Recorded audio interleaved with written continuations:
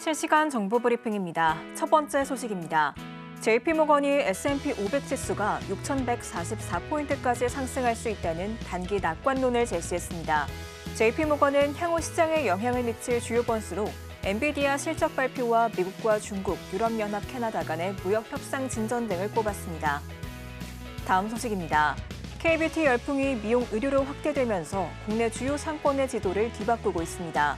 서울 강남과 홍대 등 외국인 관광객의 필수 방문 지역으로 꼽히는 상권에서 피부과 등 병원이 차지하는 비율이 대폭 증가하고 있습니다. 다음 소식입니다. 중국의 CATL이 홍콩 증시에 상장한 첫날 주가가 약 16% 급등하며 올해 세계 최대 규모의 IPO 기록을 세웠습니다. 미국 견자에도 CATL의 기술력과 성장성을 높이 산 글로벌 투자자 덕에 약 6조 3천억 원의 자금을 조달하며 해외 영토 확장에 속도를 낼 것으로 관측됩니다. 마지막 소식입니다.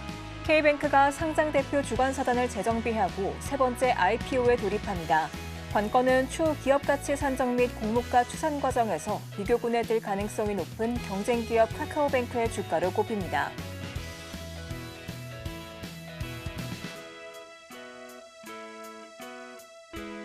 자인사색 주식 고수들의 매매 비결이 공개됩니다. 안녕하세요. 주식포맨 진행의 우예진입니다.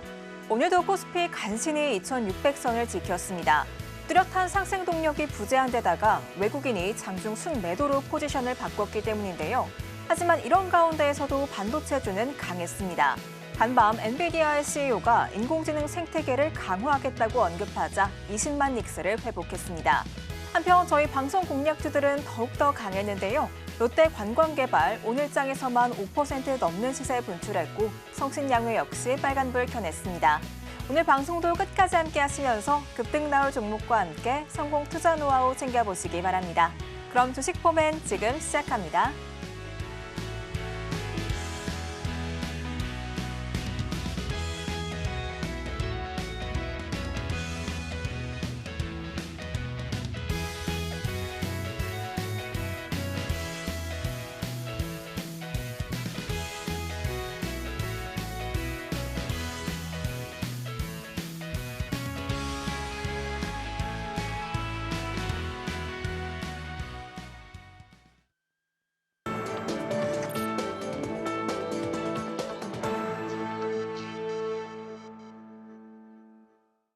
그럼 먼저 오늘 시장 분석 도와주실 전문가님부터 모셔보도록 하겠습니다. 화요일인 오늘 장자방 전문가님과 함께합니다. 전문가님 어서 오세요. 안녕하세요. 네, 시장이 크게 움직이지 않고 있는 모습입니다. 뚜렷한 상승 모멘텀이 없는 데다가 이 매크로 지표에 주목해야 한다는 조언도 나오고 있는데 앞으로의 시장 어떻게 보고 계실까요?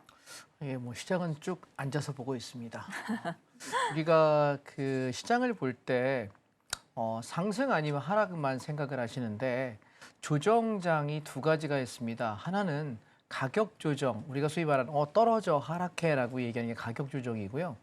그리고 일정 진폭안에서 등락을 거듭하지만 더 오르지 않는 걸 기간 조정이라고 합니다. 현재 지금 우리 구간은 기간 조정, 소위 말하는 횡보, 박스권 등락 안에 있는데 여기서 미국장이 조정을 한번 받아서 밑으로 한번 빼면서 싸게 살 기회를 줄 거냐? 아니면 이번 주 횡보 등락을 하다가 다음 주쯤 방향 잡으면서 다음 주 후반부, 5월 말이죠. 그리고 6월 초, 다다음 주에 대선이 연결되어 있는 그 주간 정도에 시세가 폭발할 거냐 지금 바라보는 과정인데 저는 후자가 가능성이 높다고 생각합니다.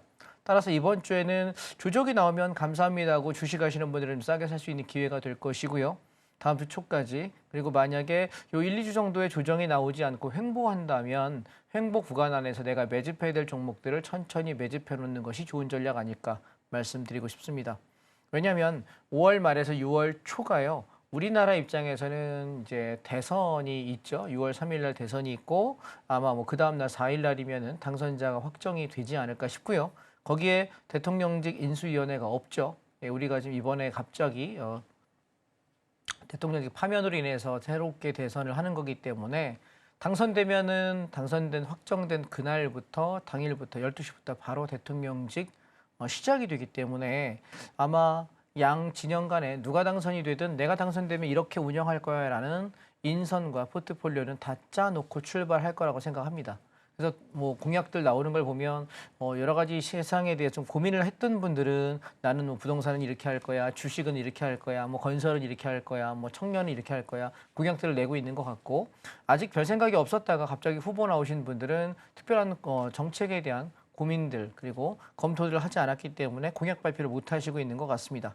우리는 주식을 투자하는 사람 입장에서 바라볼 때 뭐 누가 되는지는 각자 정치적 소신대로 투표하시면 될 것 같고요. 그런데 우리 입장에서는 누가 되든 그러면 6월 초의 흐름은 그리고 7월까지 요 한 달 내지 두 달 정도 여름까지 바짝 가는 그 이 시세가 있을 거냐 썸머 랠리라고 이야기한다면 저는 있다라고 생각을 합니다. 그런데 되게 폭발적일 거예요. 그래서 우리가 보고 나서 들어가면은 한참 뜬 거, 갭상승 확 뜬 걸 내가 추격해야 되기 때문에 조정장을 이용해서 사놓자라고 이야기를 현재 드리고 있는 상태이고 일부는 팔았고 또 눌림을 이용해서 또 사고 이걸 반복하고 있는 과정인데 오늘 전 여러분들께 기간 조정일지 가격 조정일지는 모르겠습니다. 다만 미국장이 생각보다 견조하게 잘 버팁니다. 좀 조정이 빠졌으면 좋겠는데 주식 갖고 있는 분 입장에서는 빠졌으면 좋겠다고 얘기하면 욕하더라고요. 이씨 올라가라 그래야지 자꾸 빠진다고 얘기하냐고. 근데 여러분 이렇게 생각하세요. 내가 시장이 연속해서 올라갈 수 있는 건 폭발적인 상승 추세일 때 예외적일 때만 그렇습니다.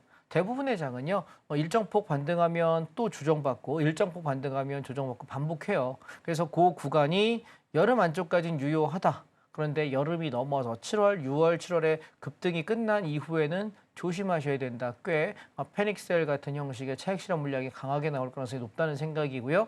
그리고 가을장에 또 한 번 올라가면 아마 9월, 10월, 11월 사이일 것 같은데 그게 올해 마지막 상승일 것 같다. 그리고 올 연말 그리고 내년 연초까지의 흐름은 아마 하방 쪽에서 아주 강하게 빠지는 흐름이 나올 것 같다라는 걸 일관되게 말씀드리고 있는데 제가 작년 11월 마지막 주부터 이 시황을 계속 말씀드리고 있거든요. 근데 지금 5월 20일입니다. 아직까지 잘 맞았습니다. 5개월 동안 잘 맞고 있고 한 번도 틀린 적이 없습니다. 큰 그림 시황에 대한 얘기는 우상향을 하고 있는 장이다라는 말씀을 좀 드리고 싶고요. 오늘 저는 그래서 종목들을 좀 갖고 나왔는데 어떤 종목을 이야기하냐면 시장의 주도주 섹터는 현재 쉬어가는 자리입니다. 그래서 시장의 주도주가 아닌 것들 중에서 계절주라고 하죠. 봄이 되고 여름이 되면 올라가는 종목들, 그다음에 선거철 되면 맨날 정치인들이 우리 이거 할 거야 라고 하면서 주가가 올라가는 섹터들만 여러분께 계속해서 우리가 올 연초부터 계속 사자 했던 종목들이 있는데 그 종목들에 관한 말씀을 집중적으로 드려보고요. 그리고 여름장까지 무엇을 공략하고 어떻게 움직여야 되는지 말씀을 드려보려고 합니다. 그리고 또 하나 전달 사항이 있습니다. 제가 이번 주 토요일입니다. 5월 24일 날 오전 9시부터 12시까지 온라인 특강을 하는데요. 제가 드렸던 그 어떤 종목들도 전부 온라인 특강에서 말씀드리지 않았던 종목이 거의 없습니다. 제가 여러분께 공략 드리고 우리가 수익이 많이 났던 종목은 거의 80% 이상, 90% 이상이 온라인 특강에서 집중적으로 제가 분석해드린 종목들이었고요. 지금쯤 싸니까 사두세요라고 이야기하고 한 달 뒤에, 두 달 뒤에 혹은 일주일 뒤에, 이주일 뒤에 오르기 시작했던 종목들이 대다수이다 보니 제가 생방송에서는 왜 이걸 말씀드리기가 어렵냐면 지금 제가 화요일마다 방송 출연하는데 화요일날 조정이 안 와. 살 자리가 없어요. 근데 이거 금요일날 조정이 왔어. 그러면 어떻게 합니까? 전달할 방법이 없지 않습니까? 그죠? 시청자 여러분? 그러니 제가 항상 한 달에 2번 정도 온라인 특강을 합니다. 그러니 무료 강의로 진행을 하니 여러분이 하실 것은 저는 3시간 정도 강의를 굉장히 빡세게 하거든요. 아주 강하게 드리기 때문에 많이 준비해서 오기 때문에 그냥 일주일에 내가 한 달에 2번 정도는 3시간짜리 강의를 저거 돈 내고 들면은 얼마를 내야 될까 싶을 만한 퀄리티 있는 강의들을 계속 해드리고 있으니 오셔서 그냥 무상으로 들으세요. 들으시고 내가 하나라도 얻어가시고 공부해 가시면 좋지 않을까? 그러는 과정 안에 시황이 특히 하락장, 조정장에 하는 요 강의가 좋은 건 조정장에는 종목들 다 싸거든요. 그러니까 내가 좋은 걸 싸게 살 기회가 있을 것이고 상승장에 우리가 공부할 때는 뭘 하냐면 이번 상승은 놓쳤죠. 그러면 다음 조정 때 무엇을 할 것인가에 대한 얘기와 이번 상승장에 내가 공략했던 종목들을 다시 여러분께 리뷰하면서 브리핑 드리니까 좋은 기회가 되지 않을까 싶습니다. 언제요? 이번 주 토요일 날 오전 9시입니다.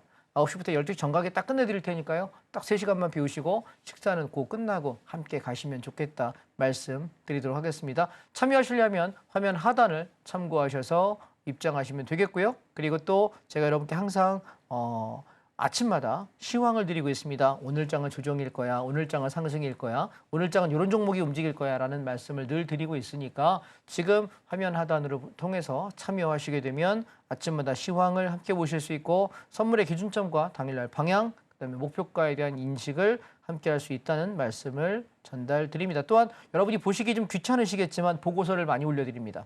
그래서 레포트를 많이 올려드리고 여러 가지 기사들을 많이 드리기 때문에 공부하는 공간으로서도 매우 독보적일 겁니다.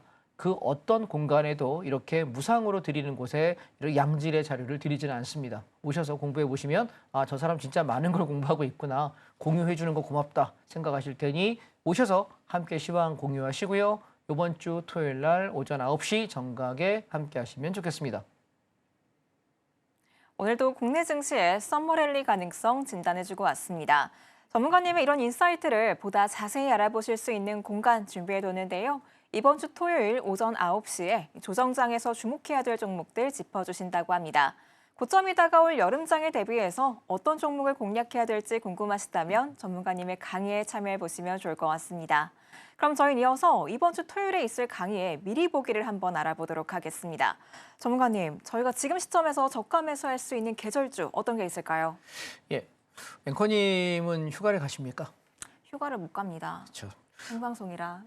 저도 20년째 휴가를 안 써봐서. 아, 정말요? 휴가가 뭔가요? 먹는 건가요? 그러게요. 저도 먹고 싶습니다.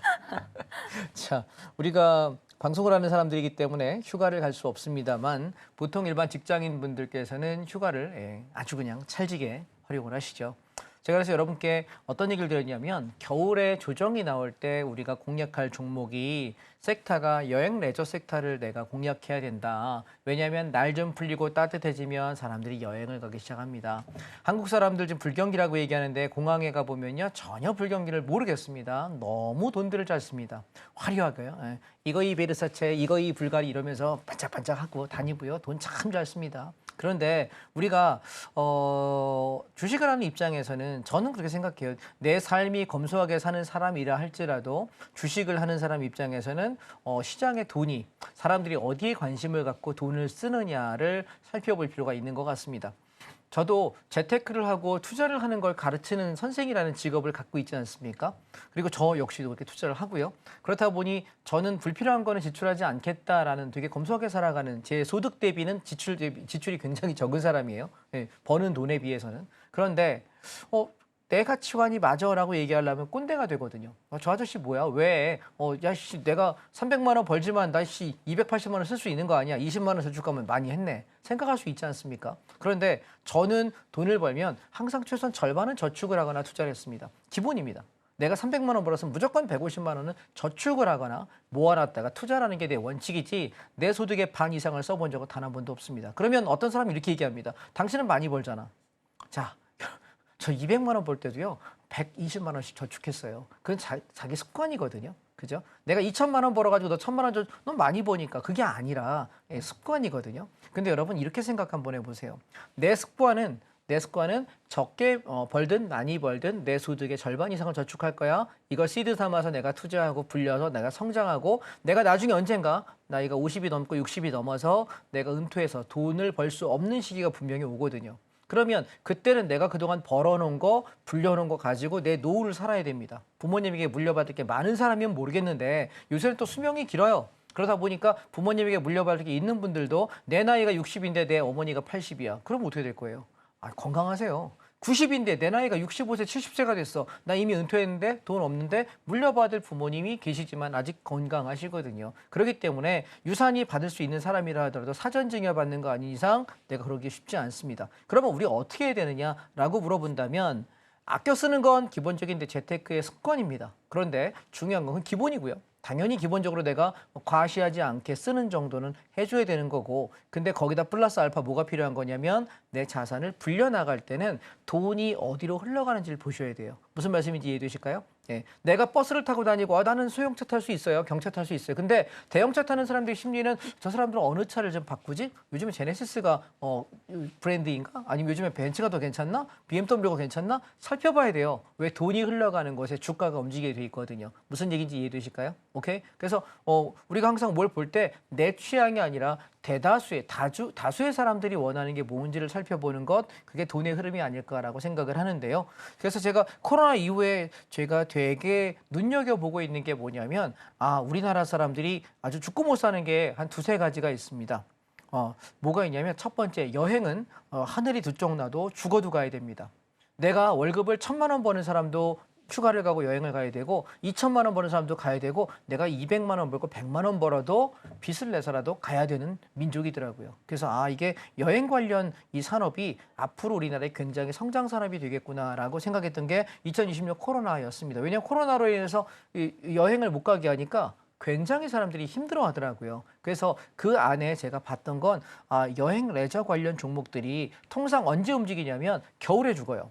겨울엔 수요가 죽을 수밖에 추우니까 위축되는데 물론 겨울철에 따뜻한 나라 여행 가시는 분들도 계십니다만 일반적으로 우리가 여행사나 항공사의 그 매출 수요를 한번 보시게 되면은 겨울철에 한 12월 달부터 1월 달 그때 연말 특수를 제외하고는 1월, 2월 달에는 좀 죽고요. 그리고 3월 달, 4월 달부터 늘어나기 시작해 가지고 최대가 언제냐면 여름 휴가 시즌이에요. 그리고 조금 연장되면 가을 정도까지거든요. 그래서 우리가 여행 레저 관련 종목들은 주로 언제 사냐면 연초에 조정받을 때 보통 삽니다. 1월 달, 2월 달. 그리고 나서 얘가 봄 정도 되면 지금 이제 한 5월 중순 정도 지나지잖아요. 5월 말경에 가까워 가니까 이쯤 되면 한 반쯤 팔 시기고요. 그리고 여름 정도에서 가을 사이 정도에 고점 찍을 때 다 팔고 나가기 제일 좋은 시즌입니다. 무슨 말씀인지 이해되실까요? 왜? 사람들이 내가 항공기를 많이 클릭합니다. 항공 티켓을 많이 사요. 그럼 어떻게 될까? 매출이 늘겠죠? 주가 오를까요? 늘까요? 영업이익률 늘어나고 매출 늘어나면 당연히 마진율이 높아지니까 주가 상승 반영될 겁니다. 또한 내가 호텔을 요즘엔 여행을 안 가면 나는 그래도 호캉스라도 가겠다라고 많이 하더라고요. 이게 호텔 가격도 되게 많이 올랐습니다. 코로나 때 거의 호텔들이 많이 문 닫았거든요. 특급 호텔들 몇 개 제외하고는 여러분 소위 말하는 그냥 그 관광 호텔 정도 되는 데들은요 굉장히 많이 문 닫았어요. 코로나 때 사람들이 가지 않기 때문에. 그래서 한 10층 정도 되는 명동에 있는 중급 정도 되는 별 한 3개, 4개 정도 되는 그런 호텔들이요. 문 닫은 데가 되게 많아요. 전 직원이 4명 출근하더라고요. 지배인 1명에 거기 룸메이드라고 하는 분들 있잖아요. 그분들 2분이요. 그래서 정말 출근을 못 하더라고요. 근데 코로나가 지나고 나니 그동안 너무 매출이 힘들어서 어려웠던 것들을 숙박료를 왕창 올려버렸습니다. 혹시 기억하십니까?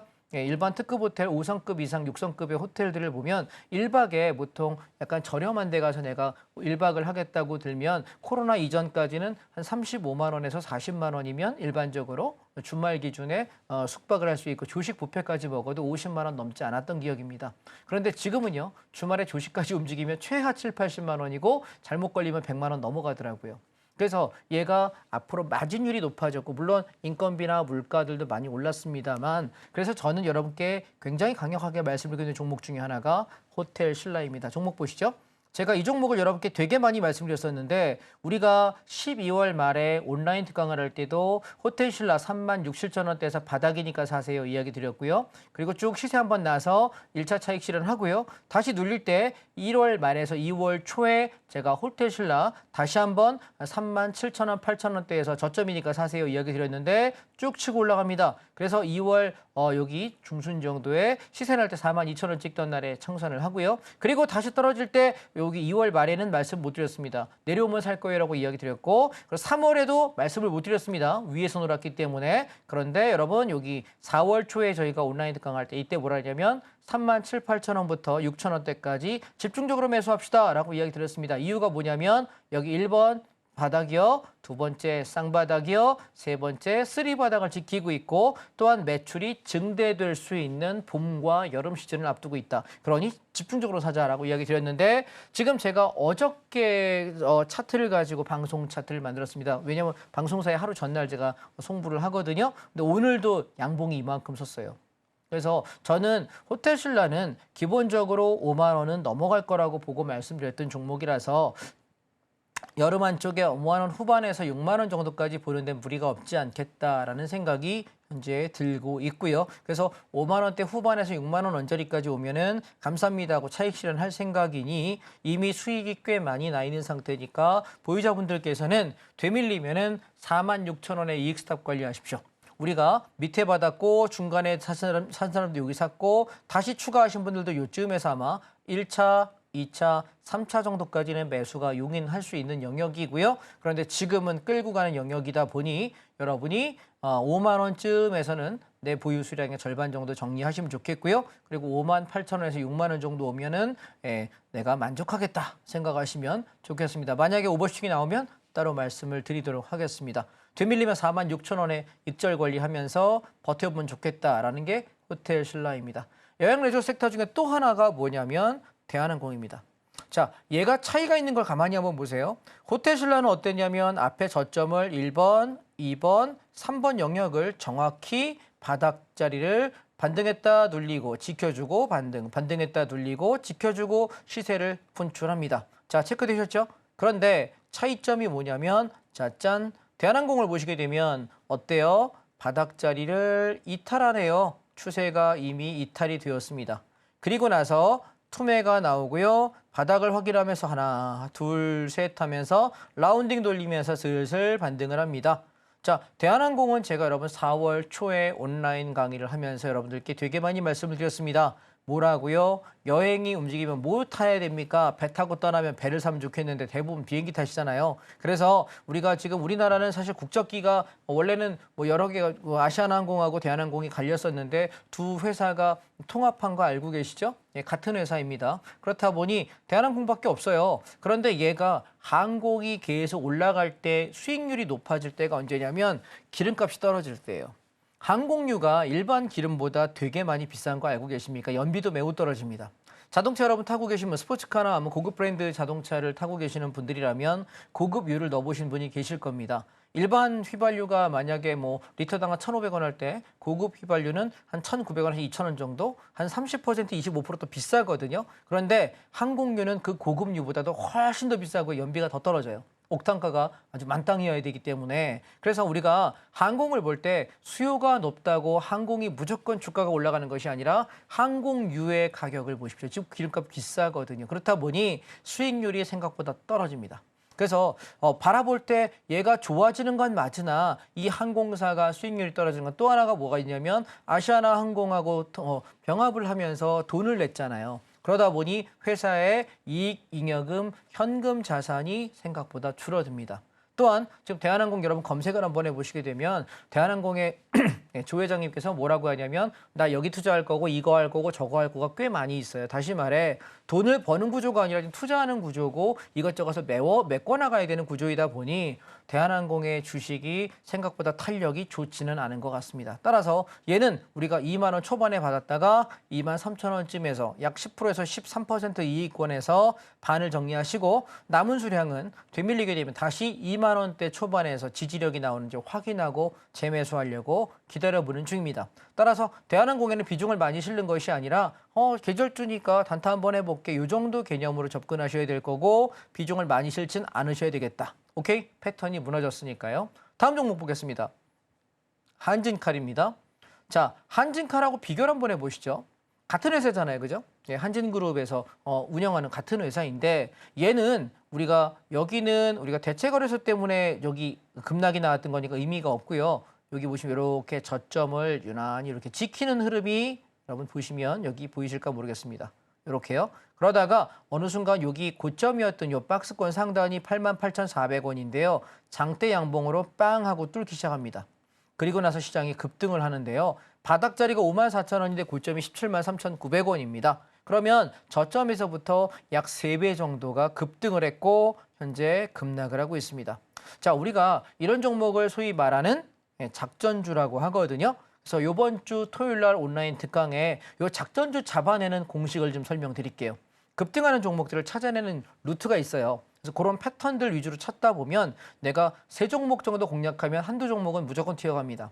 5종목을 공략하면 3개 이상은 무조건 튀어가기 때문에 그 공식은 제가 이번 주 토요일 날 한진칼 분석해 주세요 말씀 주시면 이런 패턴을 제가 검색하는 요령부터 공략하는 방법까지 상세하게 안내 말씀드리겠습니다.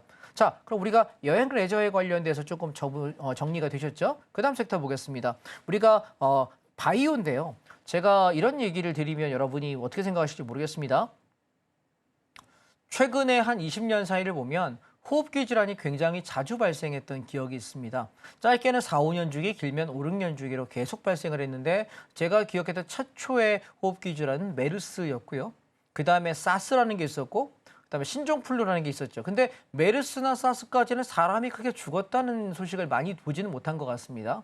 그런데 신종플루가 우리가 두렵게 느껴졌던 건 신종플루로 사망을 하잖아요. 돌아가시게 되면 그 시신을 가족들이 볼 수 없습니다.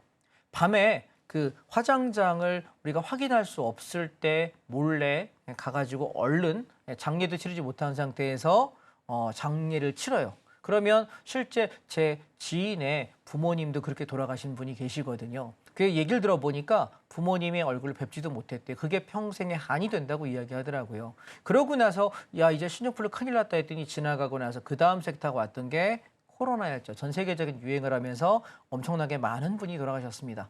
그런데 코로나가 2020년도에 1월 달에 우한 폐렴에서 중국에서 발생을 해서 코로나로 이름이 바뀌었죠. 2월 달에. 자, 그런데 개가 끝나고 나서 이제 올해가 5년 차예요. 그래서 저는 어떤 생각이 드냐면 희한하게 4, 5년에서 5, 6년 요 사이 정도만 되면 바이오 관련 종목들이 많이 바닥을 쳐요. 이게 어쩌면 상관관계가 있는지는 잘 모르겠습니다. 뭐 제 뇌피셜이고 추측입니다. 참고만 하십시오. 그러다 보니 아마 제약 바이오 회사들도 자기들도 이익을 봐야 되고 그걸 움직여야 될 세력 입장에서는 바이러스를 그들이 만드는지는 모르겠으나 희한하게 그때쯤 바닥을 찍고 나서 바이오 관련 종목들이 꽤 시세가 많이 나오는 주기가 그 한 5년에서 6년 주기로 보통 돌았거든요. 여러분이 아마 월봉과 주봉을 보시게 되면 제가 드리는 말씀이 꼭 떨어져 맞는다라는 걸 보실 수 있을 겁니다. 그래서 그중에 테마주들이 많아요. 그래서 우리가 무슨 바이러스 할 때는 모 회사에서 세력주들이 되게 많아서 바닥 잡아가지고 급등할 때 수익률이 어마어마했던 바이오 종목들이 많은데 저는 방송을 하는 사람이고 제 성향에도 그런 중소형 테마주를 원치 않기 때문에 저는 어떤 말씀드리냐면 대형주 중에 기술력이 좋고 특정한 약에서 독보적인 지위를 갖고 있는 제약회사 두세 개 정도만 집중적으로 저는 바이오 관련 종목을 거래합니다. 바이오 회사에는 크게 우리가 두 가지 섹터가 있습니다. 약을 만드는 제약회사가 있고요. 그리고 내가 만든 약, 내가 개발한 약을 공정에서 이렇게 만들어주는 소위 말하는 공장이죠. 공장 역할을 해주는 회사가 있어요. 이게 바이오 시밀러라고 얘기하는데 그래서 우리가 내가 약을 만들어 신약을 개발했어라고 얘기하면 여러분 혹시 기억나십니까? 2020년도에 코로나 한참 터졌을 때 셀트리온의 서정주 회장이었나요? 그분이 방송 나오셔서 문재인 대통령하고 대담하면서 이런 얘기했습니다. 내가 1년 내에 2년 내에 코로나 백신을 만들 거야 라고 아주 장담을 했습니다. 내가 임상 3상까지 내가 통과했고 어떤 건 4, 5차까지 통과했다. 그런데 여러분 코로나 이후에 지금 몇 년 지났습니까? 5년 지났습니다. 혹시 셀트리온에서 백신 만들었다는 기사 보신 분 있을까요? 전 못 봤습니다. 한 번도 본 적이 없습니다. 그 얘기는 뭐냐면 제약 바이오 회사들은 그렇게 내가 이거 할 거야 라고 하면 주가가 오르기 때문에 뉴스를 통해 가지고 주가를 띄우는 것에 굉장히 뛰어납니다. 그런데 저는 그런 회사를 별로 좋아하지 않습니다. 그래서 개인적으로 셀트리온은 저는 투자를 안 합니다. 왜냐하면 나와서 CEO가 언론 플레이하는 회사치고 내실이 좋은 회사를 제가 본 적이 별로 없거든요. 예, 물론 제가 셀트리온 주주나 셀트리온에 관련해서 어떤 감정은 없습니다. 그런데 제 기준에서는 별로 신뢰감이 되지 않는 회사였고요. 그래서 제 기준에서 괜찮다라고 보여지는 회사가 뭐냐면 한미약품이라는 회사가 있습니다. 이 회사하고 유한양행이랑 그다음에 녹십자 요 세 개 정도의 회사가 제약 바이오 회사 중에 여러분 검색해 보시면 이 회사의 독보적인 약이 있습니다. 아주 다른 제약사에서 대체할 수 없는 약들이 있거든요. 그래서 보시게 되면 이 회사의 매출은 독보적이겠다. 이 약은 이 회사를 제외하고는 만들 수 없겠다라는 게 아마 보시면 이해가 되실 겁니다. 그래서 조정이 나올 때 사면 좋겠다라고 말씀을 드려서 제가 여러분들께 이 종목은 2월 말에 조정이 나올 때 첫 번째 바운딩 24만 원대에서 매수해가지고 올라올 때 27만 4천 원, 27만 원 찍을 때 13%에서 15% 정도의 단타를 한번 했고요.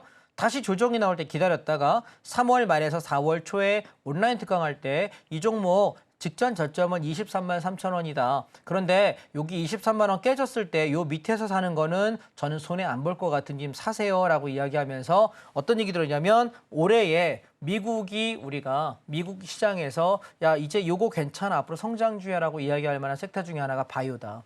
그런데 그 섹터에 같이 들어갈 수 있는 게 한미약품하고 녹십자하고 유한양행 정도인 것 같습니다라고 말씀을 되게 많이 드렸어요. 온라인 특강 때. 그래서 이번 주 아마 토요일 날 9시에 오실 때도 제가 그 말씀을 드리게 될 것 같거든요. 근데 보시면 우리가 22만 원, 23만 원대에서 매수하세요 해서 하나, 둘, 셋, 넷, 다섯, 여섯, 일곱, 여덟, 8거래일 동안 매집 기회를 준 상태에서 급등을 했고요. 예, 고가가 29만 8천 원입니다. 그러면 여러분 별게 아닌 것 같지만 이 종목이 35% 40%를 바닥에서 반등을 줬다면 상당히 좋은 수익 아닐까요? 여러분 아시다시피 4월에서 5월 지금 이 시기가 주식을 하기에 좋은 시기였나요? 아니거든요. 그렇다면 내가 주도주 섹터가 움직이지 않을 때 향후에 괜찮아질 그리고 저평가된 바닥주들이 가치가 좋아질 만한 것들을 싸게 사는 전법은 굉장히 좋은 전략이다 말씀을 드리고요. 그래서 한미약품은 28만 5천 원에서 29만 5천 원 구간에서는 반을 차익 실현하시고 남은 수량은 27만 4천 원에 익절 걸고 버텨보겠다라는 생각이고 만약 무너진다고 한다면 다시 한번 22만 원, 23만 원 정도 오면은 왕창 잡아볼 만한 자리가 아닐까라고 말씀을 드려보도록 하겠습니다. 그다음 SK 바이오사이언스입니다. 우리가 바이오 섹터 안에서 제가 제약회사를 제외하고 또 하나가 뭐냐면 약을 만들어주는 생산 공장입니다. 첫 번째는 우리가 제일 대표적인 게 삼성 바이오로직스가 있겠죠. 그리고 비슷하게 흉내내고 있는 회사 하나가 SK 바이오사이언스인데요. 전 이 두 개의 회사가 상당히 성장 동력이 좋다라고 이야기 드렸습니다.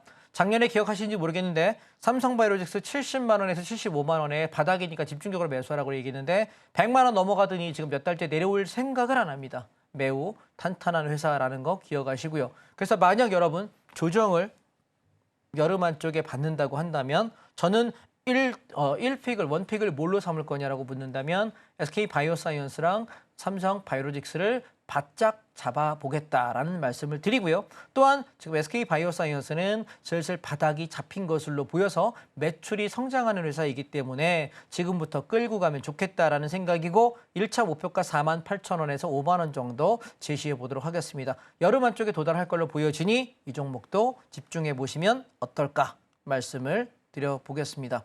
자, 그 다음에 제가 여러분께 되게 많이 강조드리고 있는 섹터가 건설과 그다음에 시멘트입니다. 건설주가 여러 개가 있죠. 우리가 뭐 여러 가지 브랜드들을 보시면 각 그 브랜드마다 그 아파트 브랜드가 여러 개인데 예를 들면 뭐 현대건설 그러면 앵커님 현대건설에서 짓는 아파트 브랜드가 뭐죠? 현대 DH. DH 아나일스는 고급 브랜드. 네. 예, 이거 그 밑에 일반 브랜드는 뭐가 있죠?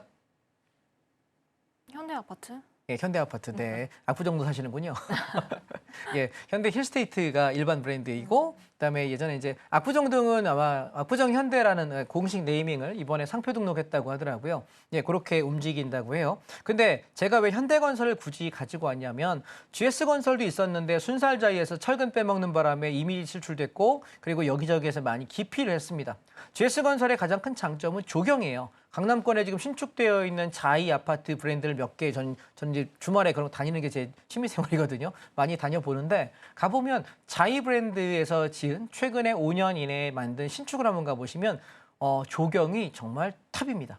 웬만한 고급 리조트를 가보는 것보다 훨씬 예쁘게 만든 곳이 안 가보신 분은 모르세요. 근데 커뮤니티와 조경이 정말 굉장히 잘 만들었습니다. 그런데 우리가 중요한 건 여러분 쪽수가 깡패라는 아주 용어를 아십니까? 예, 수주를 제일 많이 하는 회사가 수익을 많이 낼 수밖에 없는데 지금 최근에 코로나 이후에 3년, 4년, 5년간의 건설 수주 실적, 아파트 재건축 혹은 재개발 현장들 서울 시내 수주 실적을 보시면 1등이 어디예요? 현대건설이에요. 그만큼 정말 열심히 합니다. 각 지역마다 재건축하는 아파트를 이렇게 가보잖아요. 반포도 가봐도 있고요. 잠실도 가봐도 있고요. 저 개포도 가봐도 있고요. 저기 한남동 가봐도 그렇고요. 다 뒤져보면 삼성물산은 우리가 레미안이 되게 선호 1위 브랜드인데 삼성물산 레미안은 지금 아주 최상위 브랜드 몇 개 빼고는 안 들어가요. 잠실에도 오지 않고 저쪽에도 오지 않고 용산도 안 오고 안 가요. 그리고 딱 원하는 거 압구정 수주하려고 하고 몇 개밖에 하지 않는데 현대건설은요. 우리가 한 500세대에서 1000세대만 되더라도 안 들어가는 데가 없어 되게 열심히 수주를 합니다. 정말 열심히 일합니다. 그리고 아파트를 원래 현대건설은 오래된 회사이기 때문에 굉장히 단단하게 잘 짓는 걸로 유명한 회사 중에 하나이거든요. 그런데 거기에다가 실적도 받쳐줍니다. 얼마 전에 제가 한남동 그 재개발 지역을 한번 다녀온 적이 있는데 거기서 만들어 놓은 거 보니까 설계도 멋있더라고요. 그리고 반포 쪽에도 가보면 참 멋있어요. 그리고 압구정에도 이번에 압구정 현대 지려고 하는 홍보관을 지었거든요. 갔다 왔는데 아주 멋있습니다. 그래서 제가 보면서 현대건설이 굉장히 많이 성장하겠다. 이 생각이 들어요. 그러니까 저는 부동산도 주요 관심사이긴 하지만 부동산을 보러 갔을 때 항상 뭘 생각하냐면 주식을 생각하거든요. 아 그래? 현대 잘하네. 지금 차트 보자. 봤더니 괜찮네. 이거 사자. 저는 그렇게 해서 현대건설을 발굴했던 겁니다. 이해되실까요? 자, 다리품 판다는 게 사실 그런 얘기예요. 내 현장에서 야 내가 어디 가는 데마다 그 다음에 또 하나가 요즘에 좀 약간 열심히 열일하는 회사가 어디냐면 대우건설이에요. 어디 가보면 조금 현대가 맞기도 그렇고 레미안이 맞기도 그렇고 GS가 약간 좀 애매한 그런 곳을 주로 치고 들어오는 데가 어디냐면 대우건설이 되게 많이 들어요. 여의도 재건축 같은 경우도 그 블랙 서밋이라고 그래가지고 그 브랜드를 가지고 꽤 많이 들어오더라고요. 강남에도 보면은 많이 들어오기 시작하고요. 그 얘기는 뭐냐면 그만큼 일을 열심히 하면서 매출이 성장하는 회사라는 거예요. 제가 여러분 차트만 가지고 차트 분석하는 차티스트입니다. 속된 말로 차트쟁이에요. 그런데 우리나라에서 차트를 가장 잘 분석하는 사람 중에 한 사람일 거예요. 잘 맞추니까요. 그런데 저는 그것만으로 투자하지는 않습니다.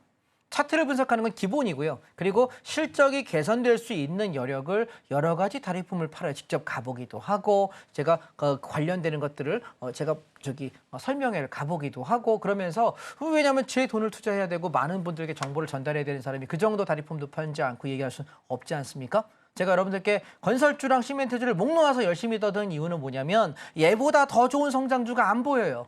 이해하십니까? 반도체 물 건너갔습니다. 여러분 혹시 오늘 제가 자료 올려놓은 방에다가 여러분 아까 방송하기 전에 올려드렸는데 보셨는지 모르겠습니다. 생방송 오신 분들 보셨는지 모르겠는데 제가 잭슨 황 엔디비아 CEO의 글을 하나 올려놨습니다. 아시아 지역에 출장을 왔는데요. 다 다녔어. 대만도 가고 일본도 가고 어디도 가고 회사 다 다녔는데 대한민국만 패싱입니다. 안 왔어요. 왜? 한국이 AI 관련해서 반도체로서 경쟁력이 없다는 거예요. 안타까운 얘기지만 삼성전자가 그럴 능력이 없다는 것이고 SK 하이닉스는 껴줄까 말까 싶은데 가끔은 껴줬다가 보통은 안 껴줬다가 이거 반복하는 거예요. 그 얘기는 뭐냐면 앞으로 AI 세상이 발전하거든요. 그래서 여러분 혹시 보셨는지 모르겠는데 제가 어저께 자료방에다가 그 글도 올려놨어요. 그래서 우리가 챗 GPT라고 하잖아요. 인공지능 AI. 그거를 되게 커다란 슈퍼컴퓨터 형식만 생각하는데 내 노트북에다가 그 인공지능 AI 챗 GPT라고 하는 걸 이식할 수 있어요. 그걸 만들어낸다 그래요. 얼마 안 있다가. 이제 지금 아마 시험 가동을 하고 몇 대 돌리고 있다고 얘기하는데 상용화되면 대략 가격이 얼마 정도 할 거냐면 1억 8천만 원 한답니다. 네, 1억 8천. 저 나오면 살려고요. 전 살 생각이 있습니다. 1억 8천 주고 제 노트북에 심겠습니다. 그런데 그걸 통해서 어떤 세상이 바뀔 거냐 생각해 본다면 지금 우리나라가 얼마나 도태되고 있는지 가만히 생각해 보십시오. 그래서 저는 여러분께 지금 어중간한 산업 분야를 괜히 주식 투자한다고 덤비는 것보다 앞으로 성장할 산업 섹터를 보시는 게 훨씬 낫지 않을까? 이게 첫 번째 말씀을 드리고 싶은 거고요. 그래서 우리가 다른 산업 섹터 다 제끼고 내가 만약에 전통적으로 내가 굴뚝 내가 이렇게 몸을 움직일 수 있는 산업 섹터 중에 본다면 저는 건설주하고 시멘트가 되게 좋다라고 이야기하면서 특히나 현대건설 1등, 그 다음에 요즘에 치고 올라오는 회사 중에 대우건설 꽤 괜찮고요. 그 다음에 산업개발은 지금은 좀 보지 않는 것이 나을 것 같고요. 그 다음에 삼성 E&A 꽤 괜찮습니다. 이 종목들을 제가 이번 주 토요일 날 상세하게 건설 관련 종목 분석해 드릴 생각이고요. 우리 성신양이 지난번에 대박 쳤잖아요. 그런데 제가 후속주로 아시아시멘트 여러분께 계속해서 밀고 있습니다. 계속 올라갈 거다라고 이야기 드렸고요. 정부가 바뀐다고 정권 바뀔 때 이거는 누구라도 해야 될 수밖에 없어요. 누가 당선되더라도 이제는 공급을 더 이상 미룰 수 있는 방법이 없습니다. 주택 공급을. 그게 공공주택이든 민간주택이든 재건축이든 재개발이든 미룰 방법이 없기 때문에 아마 건설과 시멘트가 대장주가 될 거란 얘기를 작년부터 누누이 조정 때마다 사놔라 이거밖에 없다라고 말씀을 많이 드렸는데 이미 현대건설은 저점이 23,700원이었고요. 어저께 종가가 45,000원입니다. 저점에서부터 이제 조금만 더 가면 한 75%, 80% 정도 올라왔으니까요. 조금만 더 가면 2배 정도가 될 것이고요.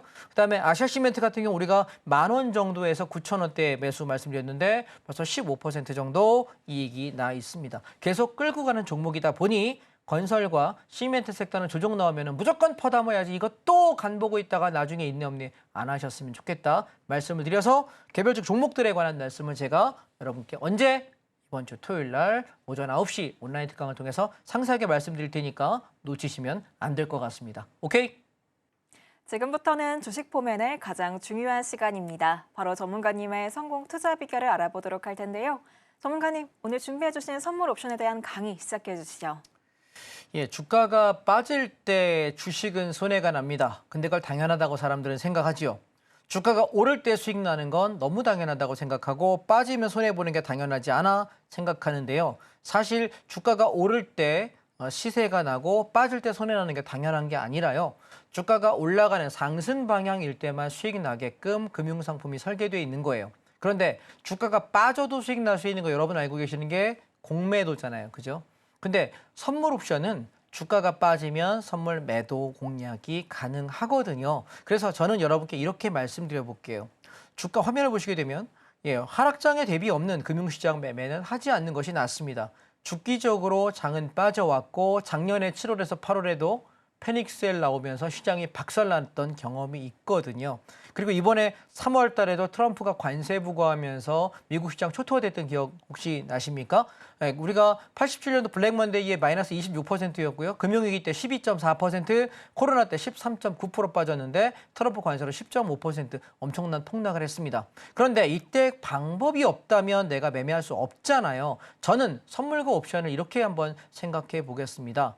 주가가 여기 있는 게 콜옵션이거든요. 왼쪽에 있는 게 이렇게 급락을 하죠. 그러니까 누가 올라가요?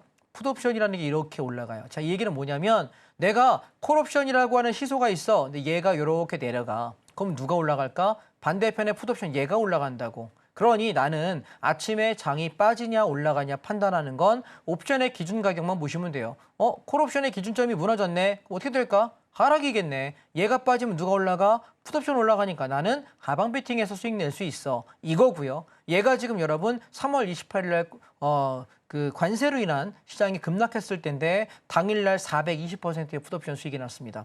자, 가만히 생각해 보세요. 주식은요. 내가 하루 종일 가봐야 30% 상한가가 최대폭인데 야 옵션은 몇 프로? 420%? 와. 수익률 되게 좋다. 그러면 실제 한번 보시자고요. 얘는 보시면 전날보다 갭 상승을 했어. 그런데 선물 차트입니다. 하루 종일 빠집니다. 그러면 주식이 빠질 때 선물 옵션 위험하다고 생각하는 분들께 제가 여쭤보고 싶은 건 왜 위험하냐 하면 하락장인데 자기가 상방 베팅하니까 위험한 거예요. 하락장인데 왜 하방 안 합니까? 물어보면 저기요 하방인지 상방인지 어떻게 아나요? 지나보니까 아는 거 아닌가요? 라는 엉뚱한 소리를 하십니다. 그럼 저는 이렇게 제시하겠습니다. 제 차트의 왼쪽 차트가 콜 옵션 차트이고요. 오른쪽 하단에 있는 것이 풋 옵션 차트 P입니다. 그러면 전 아침마다 옵션의 기준을 잡습니다. 콜 옵션 기준점 3.16 요 놈이 기준인데 콜이 무너졌으니 나는 뭐다? 하락이다. 그럼 나는 어디까지 간다? 떨어질 때까지 가는 데까지 가보겠다. 그러면 나는 선물은 뭘로? 매도로 수익 내고 반대로 옵션은 뭐 사면 될까? 풋옵션. 그래서 하락장인데 이날 당일날 얼마의 수익이 났냐면 작년 11월 29일 차트인데요. 풋옵션이 당일날 50%가 아니라요. 50배입니다. 5000%요. 엄청난 거죠. 그러면 생각해 보세요. 내가 만약 주식 내가 저기 5천만 원 가지고 했어. 근데 반토막 나가지고 이씨 급락해서 나는 2,500밖에 안 남았는데 2,500을 다 베팅할 수는 없잖아요. 부담스러우니까 20%만 합시다. 500만 원은 할 수 있지 않습니까? 남은 돈 500. 그러면 500만 원 배팅했는데 얘가 50배가 났다면 내가 50배 못 먹어도 좋고 5배만 먹었다고 해도 5, 25, 2,500입니다. 내 마이너스 난 돈 다 커버되고 충분히 남습니다. 내가 10배를 했다면 나는 5천만 원이니까 내 마이너스 2,500 채우고도 플러스 2,500을 할 수 있는데 내가 투자한 금액은 얼마입니까? 500만 원밖에 안 했습니다. 여러분 왜 선물 옵션이 더 위험하다고 하는 분들께 제가 반발하겠습니다. 뭐냐면 내가 투자한 금액이 더 적잖아요. 얘는 수익률이 높은 거예요. 수익률이 높은 것은 적게 투자해도 되는 거기 때문에 100만 원만 투자해서 10배 가도 1000만 원 아닐까요? 그러면 선물 옵션이 훨씬 안전한 거지 뭔 얘기입니까? 주식에다가 내가 1억 물렸어. 1억 집 배팅해갖고 내가 반토막 났으면 나는 5천만 원 묶여 있는 거고 마이너스 손절 처리하면 돈이 없어지는 건데요. 근데 나는 여기다 200만 원만 배팅해서 내가 손해볼 수 있는 최대 금액은 200만 원밖에 없어요. 200만 원 배팅한 게 위험할까요? 5천만 원 배팅한 게 더 위험할까요? 생각 가만히 한번 해보시죠. 그 얘기는 뭐냐면 장이 하락할 때 대비할 수 있는 방법도 없으면서 주식이 안전하다고 하는 그분이 위험한 게 아닐까 말씀드리고 싶습니다. 또한 얘는 5월 9일 날입니다. 만긴 날인데요. 장 출발하고 나서 하루 종일 빠졌습니다. 풋옵션 몇 배 났냐면 저점에서 고점까지 10배가 났네요. 10배요, 여러분. 그러면 내가 나 1000만 원 있는 사람인데 100만 원 정도 배팅해 볼 만 하잖아요. 100만 원 없다 치고 더블만 나도 100만 원 원금 2배는 버는 거지 않습니까? 근데 얘가 5배 가면 500이에요. 10배 가면 1000만 원입니다. 옵션은요. 적은 돈으로 많이 버는 게임인 거지. 이걸 자기 실력도 안 되는 사람이 몇 천씩 몇 억씩 지르니까 날리는 거지. 100만 원 지르고 누가 잃어버려? 안 잃어버려. 돈 안 잃어요. 그러니까 내 실력을 키우는 것이 먼저다. 어떻게 배울 수 있냐? 이번 주 토요일 날 오전 9시에 온라인 강의 오시면 배울 수 있다. 그럼 상승장을 어떻게 보냐? 자, 보세요. 3월 17일입니다. 전날보다 갭상승했는데요. 갭상승하면 사람들은 조정 나오길 바래요. 그런데 조정 안 나와. 갭상승 저항 돌파되면서 하루 종일 올라가. 그랬더니 얼마 됐냐면 콜옵션이 아침에 750% 급등합니다. 그러면 상방인 거 어떻게 알아요? 아까 기준점 얘기 드렸잖아요. 자, 풋옵션 2.50이 기준이야. 근데 이 2.5라는 풋옵션이 무너졌어. 얘가 무너지니까 누가 올라갈까? 콜이 올라가잖아. 바보 아니면 이해하는 거 쉽잖아. 한 놈 이쪽 깨지면 얘가 올라가고 얘가 무너지면 얘가 올라간다니까요. 그러면 뭐만 하면 돼? 기준점 잡는 법만 배우면 되잖아요. 그죠? 언제 배운다고? 이번 주 토요일 날 오전 9시에 기준점 잡는 방법 가르쳐드린다고. 그러면 내가 뭐 하면 돼? 기준점 잡았으면 상방하방 알아 몰라. 알죠? 그럼 배팅하면 돼 안 돼? 되죠? 돈 벌려 안 벌려? 벌리잖아. 이해했습니까? 즉 다시 말해 기준을 잡는 방법을 내가 모르기 때문에 손해가 나는 것이니 상승장에서는 야 콜옵션 하면 된대. 하락장은 풋옵션 하면 된대. 이것만 알면 되고 시장이 글로벌이 만약에 불확실해. 그러면 뭐해? 만약에 내일부터 하락하면 어떻게 하실 거예요? 저희는 선물옵션 했으니까 하방 배팅하면 됩니다. 오케이? 상승장이면 내가 올라갈 종목 못 찾았으면 콜옵션 사면 되거든요. 그러니 여러분 양쪽 방향 다 볼 수 있는 선물옵션 매매하실 필요 없습니다. 이번 주 토요일 날 와서 한번 배워보세요. 들어보고 3시간 동안 들어보니까 이거 해볼 만하다. 그러면 하시고 아이씨 안 배울래. 안 하셔도 됩니다. 그러니 이번 주 토요일 날 오전 9시에 오셔서 함께 하시면 좋겠습니다. 제가 종목 얘기도 자세한 말씀 다시 한번 토요일 날 드릴 수 있도록 할 테니까요. 오전 9시에 뵙도록 하겠습니다. 오늘 감사합니다.